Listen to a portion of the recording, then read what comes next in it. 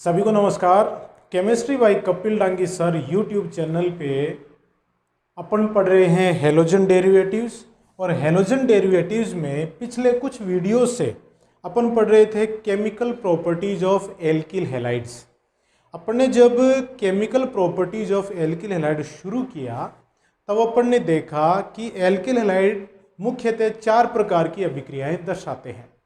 नाभिक स्नेही प्रतिस्थापन अभिक्रियाएं जो एल्किल हैलाइडों की मुख्य अभिलाक्षणिक अभिक्रियाएं होती हैं। इन नाभिक स्नेही प्रतिस्थापन अभिक्रियाओं को अपन डिटेल में पढ़ चुके हैं। SN1 reaction, SN2 reaction with mechanism पढ़ चुके हैं। दोनों में अपन ने तुलना करी, दोनों में डिफरेंस देखे, समानता देखी। साथ ही अपन ने नाभिक स्नेही प्रतिस्थापन अभिक्रियाओं के न्यूक्लियोफिलिक सब्स्टिट्यूशन रिएक्शंस के एग्जाम्पल्स भी देखे। और जो दूसरे प्रकार की अभिक्रियाएं हैं वो हैं एलिमिनेशन रिएक्शन, विलोपन अभिक्रियाएं, धातुओं के साथ अभिक्रियाएं और अपचयन अभिक्रियाएं। तो नाभिक स्नेही प्रतिस्थापन अभिक्रियाओं के अलावा जो बची हुई अभिक्रियाएं हैं उनको आज अपन इस वीडियो में पढ़ेंगे। तो सबसे पहले मैं ले रहा हूं एलिमिनेशन रिएक्शंस।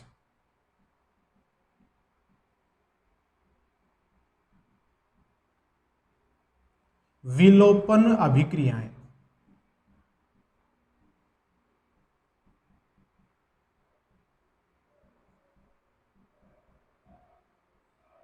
विलोपन अभिक्रियाओं में क्या होता है, कोई भी संतृप्त अणु है, उस संतृप्त अणु में से कोई 2 परमाणु या परमाणुओं के समूह टूटकर अलग हो जाते हैं और असंतृप्त अणु का निर्माण होता है। तो यहां जो एल्किल हैलाइड में अपन देखेंगे, क्या देखेंगे कि संतृप्त अणु है,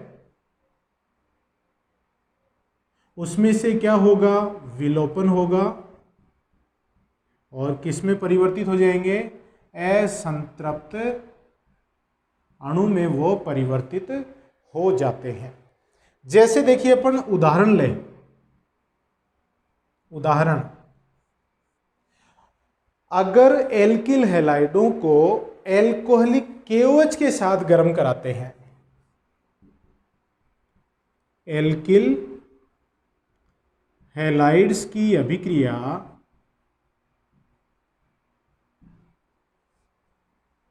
एल्कोहलिक KOH के साथ करवाने पर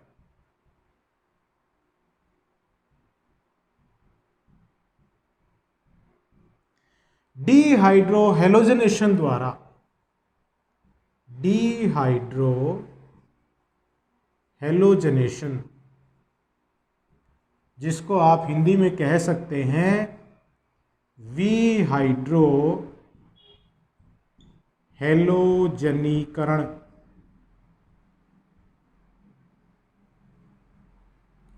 द्वारा एल्कीन्स बनते हैं।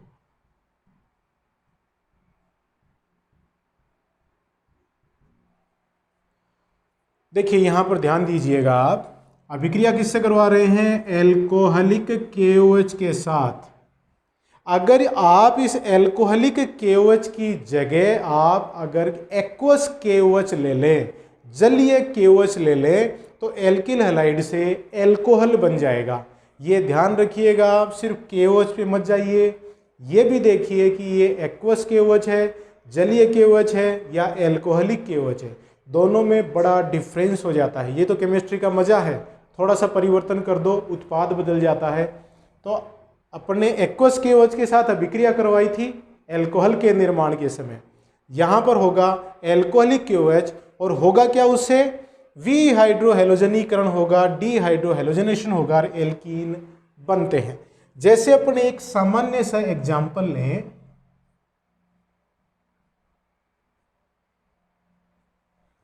ये कोई एल्किल हैलाइड है, इस कार्बन पे यहां पे इन संयोजकताओं पे कोई समूह जुड़े हो सकते हैं, इधर भी जुड़े हो सकते हैं।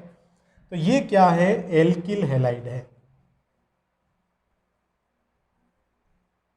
आपने क्या किया, एल्कोहलिक KOH के साथ अभिक्रिया कराई, तो यहां से देखिए HX निकलेगा -HX और क्या बन गया, C डबल बॉन्ड C, मतलब एल्कीन बन गया। एल्कीन का निर्माण हो गया। अब इसमें देखिए आप, यहां X वाले का जिस कार्बन पे हेलोजन जुड़ा हुआ है उसको मैं अल्फा मान लूं, तो बगल वाला कार्बन क्या हो गया, बीटा कार्बन हो गया। मतलब हेलोजन के साथ जुड़ने वाला हाइड्रोजन परमाणु कौन से कार्बन से आया, बीटा कार्बन से आया। तो विलोपन हो रहा है अल्फा बीटा कार्बन के बीच में। तो इस प्रकार के विलोपन को अपन क्या कहेंगे, बीटा एलिमिनेशन कहेंगे, बीटा विलोपन कहते हैं।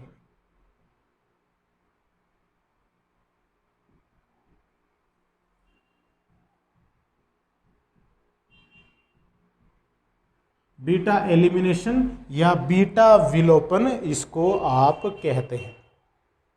सिंपल सी चीज है, ठीक है ना।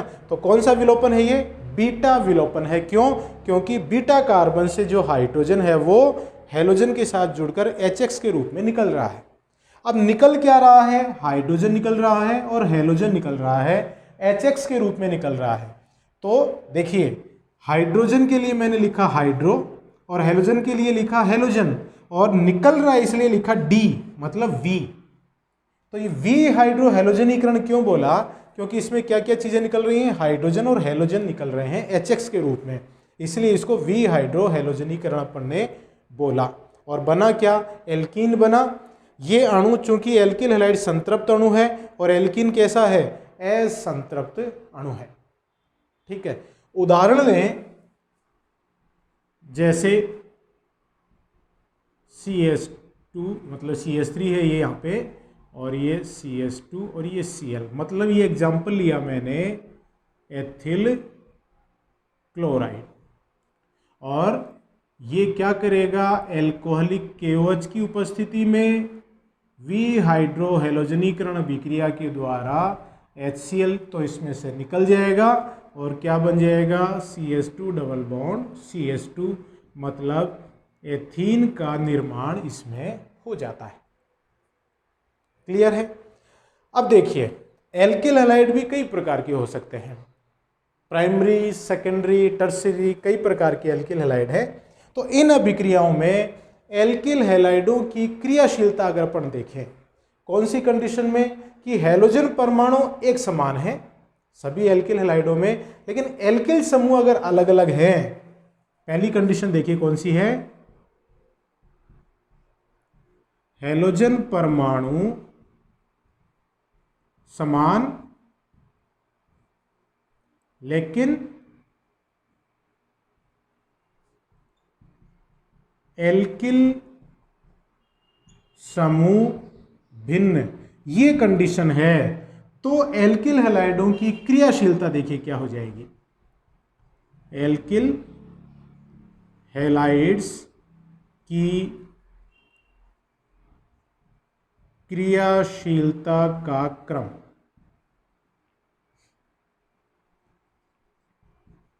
सबसे तेजी से विलोपन अभिक्रिया होगी 3 डिग्री एल्किल हैलाइड्स में, उससे कम 2 डिग्री एल्किल हैलाइड्स में, और सबसे कम 1 डिग्री एल्किल हैलाइड्स में। तो विलोपन अभिक्रियाओं का वेग सबसे तेजी से कौन से एल्किल हैलाइड्स में होता है, 3 डिग्री एल्किल हैलाइड्स में होता है। मतलब हैलोजन परमाणु 3 डिग्री कार्बन से अगर जुड़ा हो तो विलोपन बहुत तेजी से होता है। क्लियर है। अब दूसरी कंडीशन देखिए, यहां पर ने देखा हैलोजन परमाणु तो समान है लेकिन एल्किल समूह भिन्न है। दूसरी कंडीशन में देखिए, एल्किल समूह समान है लेकिन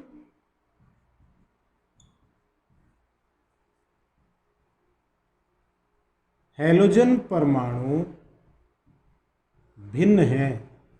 तो एल्किल हैलाइडों में क्रियाशीलता का क्रम क्या होगा, सबसे तेजी से क्रिया करेगा एल्किल आयोडाइड, उससे कम वेग होगा एल्किल ब्रोमाइड का, उससे कम एल्किल क्लोराइड, और सबसे कम विलोपन अभिक्रियाएं दर्शाएंगे एल्किल फ्लोराइड। कारण क्या है, एल्किल आयोडाइड में कार्बन और आयोडीन के मध्य जो बंध है वह बंध सबसे दुर्बल है, तो आसानी से टूट जाएगा। जो टूटने वाला बंध आसानी से टूटेगा तो अभिक्रिया तेजी से संपन्न होगी।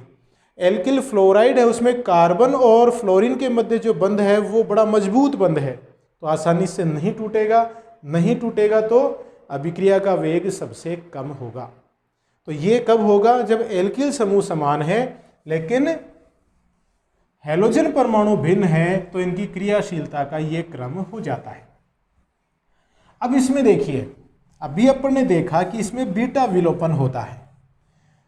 बीटा विलोपन का मतलब हाइड्रोजन परमाणु है वो बीटा कार्बन से निकलेगा, लेकिन अगर किसी अणु में एक से ज्यादा प्रकार के बीटा हाइड्रोजन हो तो क्या होगा?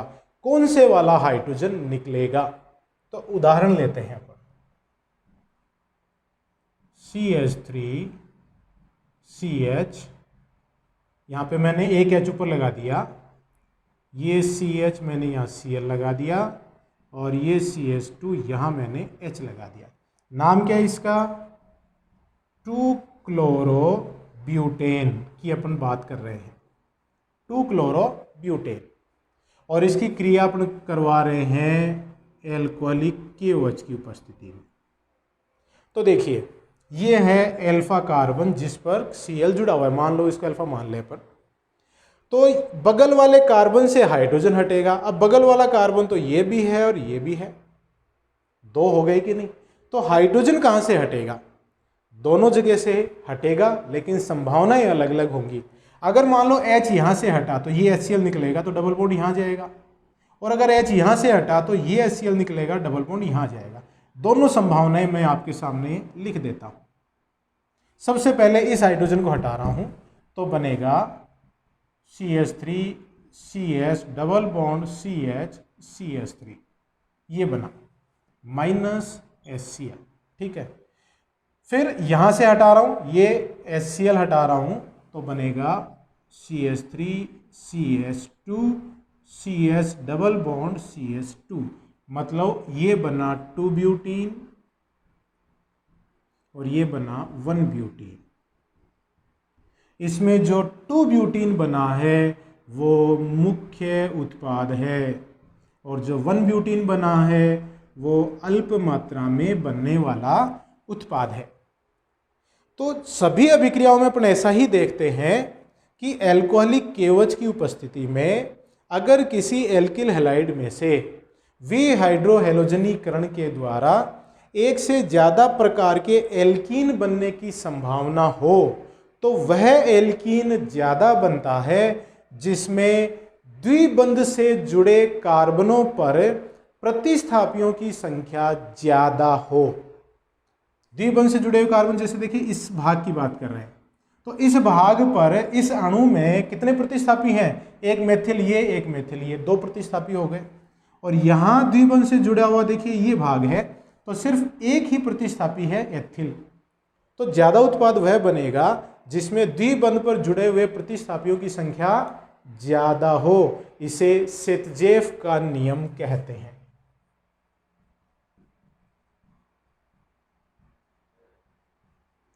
सेतजेफ रूल बहुत इंपॉर्टेंट है। सेतजेफ का नियम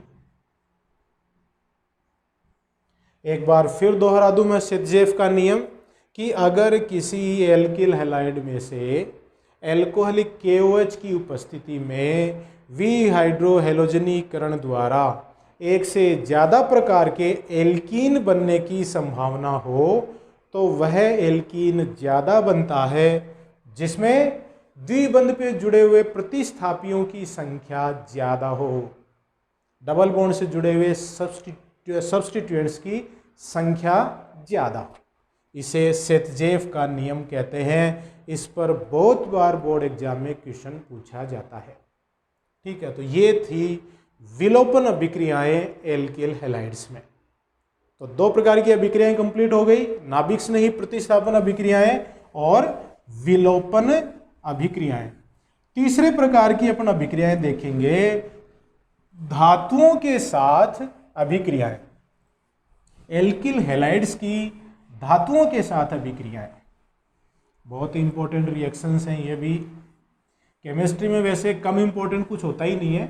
अगर आपको आगे कंपटीशंस में जाके या बोर्ड एग्जाम में बहुत अच्छे अंक लाने हैं तो आप किसी भी चीज़ को छोड़ेंगे नहीं, सब कुछ पढ़ेंगे। रिएक्शंस विद मेटल्स, धातुओं के साथ अभिक्रियाएं, और इसमें अपन सबसे पहला ले रहे हैं वुड्स रिएक्शन।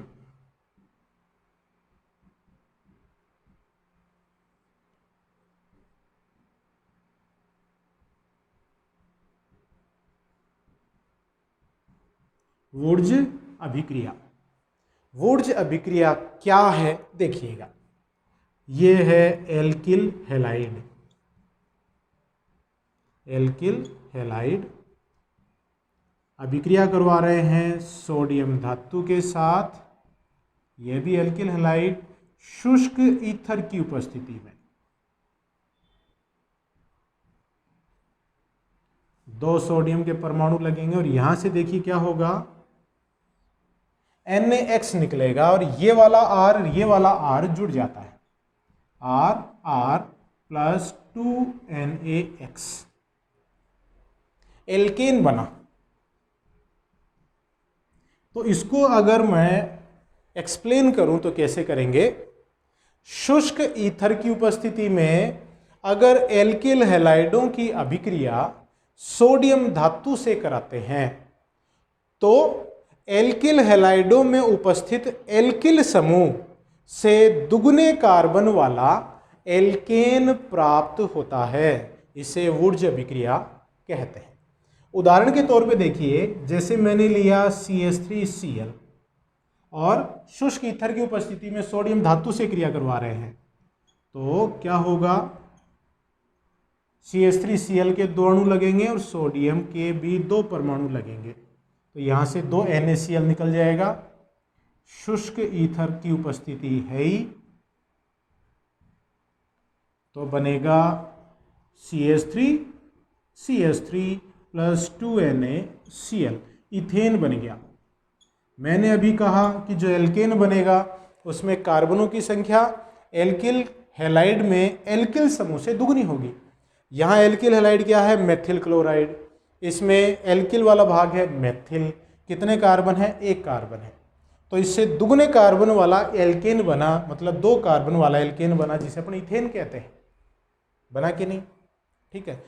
अब यहाँ देखिए, अपन ने अभिक्रिया में सिर्फ एक प्रकार का ही एल्किल हैलाइड लिया है, मेथिल क्लोराइड लिया, तो एक प्रकार का ही एल्केन बनता है।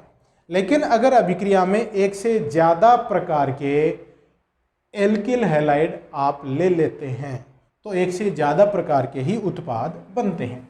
उदाहरण के तौर पे देखिएगा, अगर मान लो आपने लिया CH3Cl plus CH3CH2Cl plus sodium और अभिक्रिया करवा रहे हैं आप शुष्क ईथर की उपस्थिति में। दो प्रकार के एल्किल हैलाइड ले लिए तो देखिए इसमें कई संभावनाएं बनती हैं। कौन कौन सी, मेथिल क्लोराइड की अभिक्रिया मेथिल क्लोराइड के साथ ही हो सोडियम को लेकर, तो मेथिल मेथिल से क्या होगा, CH3CH3, ये वाले दो भाग आपस में जुड़ेंगे। प्लस दूसरी संभावना है एथिल क्लोराइड का अणु सोडियम धातु को लेकर एथिल क्लोराइड से ही क्रिया करे तो एथिल एथिल भाग आपस में जुड़े, CH3CH2CH2CH3 ब्यूटेन बन गया। ये ऊपर वाला इथेन है। और तीसरी संभावना क्या है कि मेथिल क्लोराइड है वो एथिल क्लोराइड से क्रिया कर ले तो क्या बना, CH3CH2CH3 मतलब प्रोपेन बना। तो जब दो प्रकार के एल्किल हैलाइड ले रहे हैं आप तो शुष्क ईथर की उपस्थिति में जब सोडियम धातु से क्रिया कराएंगे तो तीन प्रकार के उत्पाद बनेंगे, तीन प्रकार के एल्केन बनते हैं। तो ये है वुड्स अभिक्रिया। धातुओं के साथ अभिक्रियाओं में अपन ने एक नंबर पे इसको लिया। दूसरा देखिए, अपन देखते हैं लिथियम धातु के साथ अभिक्रिया, एल्किल हैलाइडों की लिथियम धातु के साथ अभिक्रिया।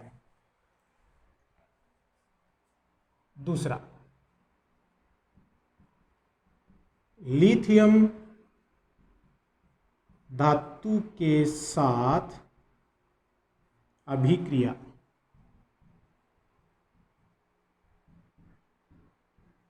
तो लिथियम धातु के साथ अभिक्रिया कराएंगे तो देखिए क्या बनेगा, Rx प्लस लिथियम, वही ईथर की उपस्थिति में, तो बनेगा Rli प्लस Lix, मतलब 2 लिथियम लग गए। Rli क्या है, एल्किल लिथियम, जो कि ऑर्गेनोमेटेलिक कंपाउंड है, ऑर्गेनोमेटेलिक कंपाउंड, मतलब कार्ब धात्विक यौगिक है।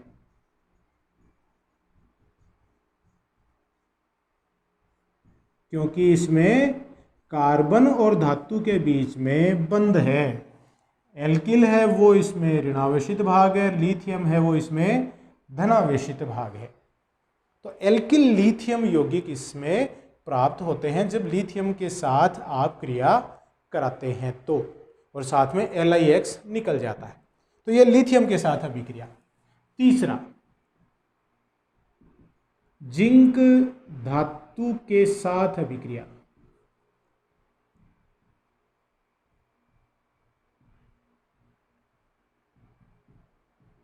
तो जिंक धातु के साथ अभिक्रिया कराएंगे तो उदाहरण के तौर पे देखिए, CH3CH2Cl plus Zn plus Cl CH2CH3, मतलब मैंने एथिल क्लोराइड लिया है और 2 अलग अलग दिशाओं में क्यों लिखा है अभी आपके समझ में आ जाएगा। क्योंकि यहाँ पर जिंक के 2 परमाणु लगेंगे और दोनों परमाणुओं में से एक जिंक का परमाणु 2 Cl से क्रिया करके ZnCl2 के रूप में निकल जाएगा, और एक जो जिंक का परमाणु है वो इस तरह से 2 एल्किल भागों के मध्य जुड़ जाता है और प्लस ZnCl2। ये वाला जो अणु है इसे कहते हैं डाई एथिल जिंक। जिंक के साथ में 2 एथिल समूह जुड़े हुए हैं और इस डाई एथिल जिंक बहुत ही महत्वपूर्ण अभिक्रमक है, रिएजेंट है, जिसे फ्रैंकलैंड अभिक्रमक भी कहते हैं।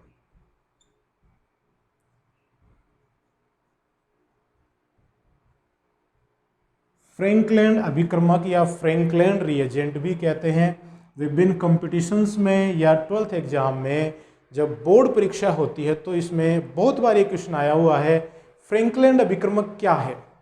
तो क्या हुआ, डाईएथिल जिंक, ये है फ्रैंकलैंड अभिक्रमक।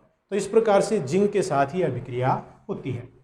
फिर अपन देखते हैं बहुत ही इंपॉर्टेंट अभिक्रमक जिसके बिना ऑर्गेनिक केमिस्ट्री में विभिन्न प्रकार के यौगिकों का निर्माण संभव नहीं होता है, और वो है ग्रिग्नार्ड अभिक्रमक।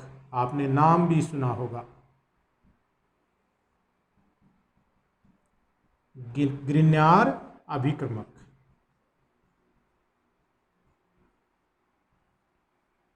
ग्रिग्नार्ड अभिक्रमक देखिए क्या है कि किसी एल्किल हैलाइड की क्रिया आप मैग्नीशियम धातु से कराते हैं शुष्क ईथर की उपस्थिति में, तो क्या बनता है, RMgX बनता है।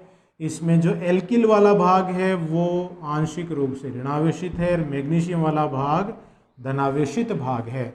RX की क्रिया मैग्नीशियम से कराई शुष्क ईथर की उपस्थिति में, बना RMgX, जिसे कहते हैं एल्किल मैग्नीशियम हैलाइड, और इस एल्किल मैग्नीशियम हैलाइड को ही ग्रिग्नार्ड अभिक्रमक कहते हैं, ग्रिनार रिएजेंट कहते हैं। बहुत इंपॉर्टेंट चीज़ है। उदाहरण के तौर पे लें, जैसे CH3Br मेथिल ब्रोमाइड की क्रिया मैग्नीशियम से करा दें शुष्क ईथर की उपस्थिति में, तो बनेगा CH3MgBr मेथिल मैग्नीशियम ब्रोमाइड बना।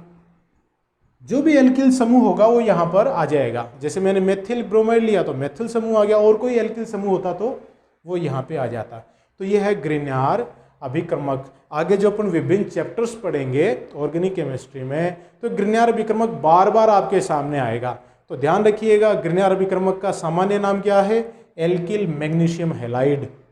एल्किल की जगह भी कोई सा भी एल्किल समूह हो सकता है जो यहाँ पे होगा, और हैलाइड की जगह कोई सा हेलोजन हो सकता है, Cl हो सकता है, Br हो सकता है, इत्यादि। अब आगे देखिए, अभिक्रिया करवा रहे हैं अपन।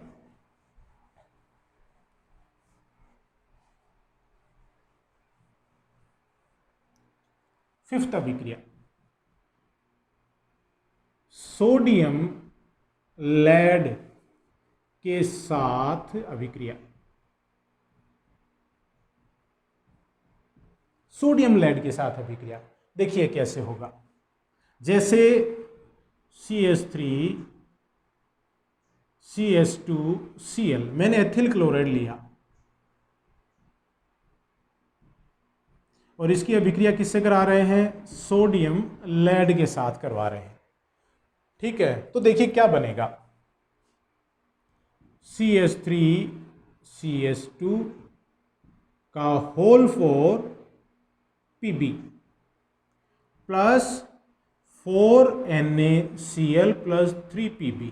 इसको अगर संतुलित करें तो CH3 CH2Cl के 4 अणु आ गए और ये भी 4 आ गए। 4 में से देखिए 4 सोडियम 4 Cl के साथ मिलके 4 NaCl बना लेते हैं। 4 एथिल समूह लेड से जुड़ गए और 3 लेड बचे वो बाहर निकल गए। इसका नाम क्या है?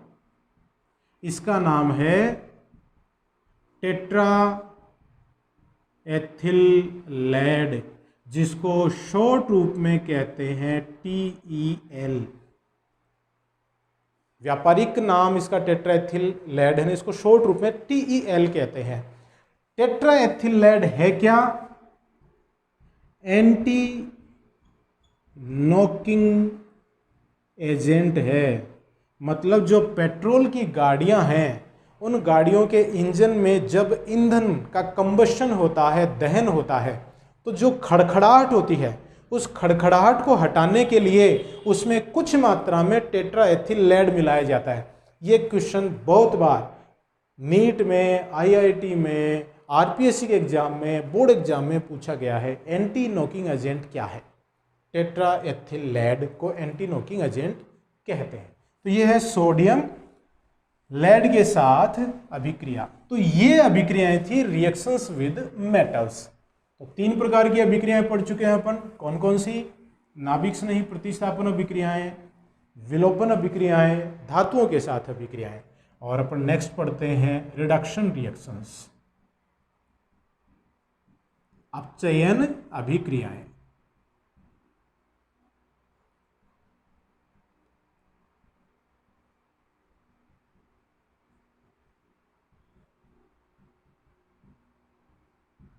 अपचयन अभिक्रियाएं देखिए कैसे। ये है एल्किल हैलाइड। मैं जब भी एल्किल हैलाइड लिख रहा हूं तो देखिए यहाँ पे एल्किल समूह कोई सा भी हो सकता है, कितने भी कार्बन हो सकते हैं, ये ध्यान रखिएगा आप। मेथिल हो सकता है, एथिल हो सकता है, प्रोपिल, ब्यूटिल, कुछ भी हो सकता है। और हैलाइड की जगह Cl, Br, I कुछ भी हो सकता है। इसका अपचयन करेंगे, ठीक है, किसी अपचायक की उपस्थिति में। तो देखिए क्या होगा, यहां से HX निकलेगा और एक H ही एल्किल समूह के साथ जुड़ जाएगा, RH plus HX, alkane. Alkane बन गया। उदाहरण लें, जैसे CH3 CH2Cl लिया, एथिल क्लोराइड लिया, उसका अपचयन करवा रहे हैं किसी अपचायक की उपस्थिति में, तो HCl निकल जाएगा और क्या बन जाएगा, CH3 इथेन बन जाएगा प्लस HCl निकल जाएगा। तो यहाँ जो एल्केन बना उसमें उतने ही कार्बन हैं जितने एल्किल हैलाइड के एल्किल समूह वाले भाग में हैं।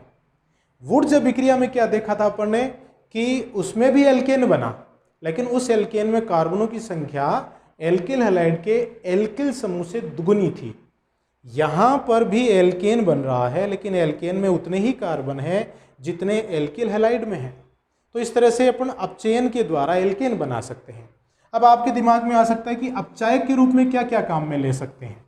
तो अपचायक के रूप में अपन काम में ले सकते हैं सोडियम एथेनॉल, ये अपचायक है। लिथियम एल्यूमिनियम हाइड्राइड, ये भी अपचायक है। ZnHCl, ये भी अपचायक है। लाल फास्फोरस HI, ये भी अपचायक है। तो यहाँ सिर्फ ये अभिक्रियाएं नहीं सीखेंगे आप ये भी सीखेंगे कि अपचायक के रूप में किन किन अभिक्रमकों को काम में ले सकते हैं। कुछ अभिक्रमक ऑक्सीकारक के रूप में काम में आते हैं, जैसे K2Cr2O7, KMnO4, वो सब ऑक्सीकारक हैं। ये क्या हैं, अपचायक हैं। तो ये भी आप सीखते जाइए। केमिस्ट्री में हर लाइन इंपॉर्टेंट होती है और इसको ढंग से समझ लेंगे तो केमिस्ट्री बहुत आसान हो जाती है, बहुत ही आसान हो जाती है। लेकिन आपको थोड़ा सा ढंग से पढ़ना पड़ेगा। एक सलाह दूं आपको, मेरे वीडियोस देखें, आप पूरा देखें, क्रम वाइज देखें, तो निश्चित रूप से आपकी केमिस्ट्री के सारे कन्फ्यूजन दूर हो जाएंगे। तो ये अपचायक के रूप में अपन काम में ले सकते हैं। तो ये रिएक्शंस थी एल्किल हैलाइड की, जिनको अपन ने डिटेल में पढ़ा। नेक्स्ट वीडियो में अपन नए टॉपिक के साथ मिलेंगे। तब तक के लिए हाथ धोते रहिए, सुरक्षित रहिए, परिवारजनों का ध्यान रखिए, मेरे वीडियोस देखते रहिए। बहुत बहुत धन्यवाद।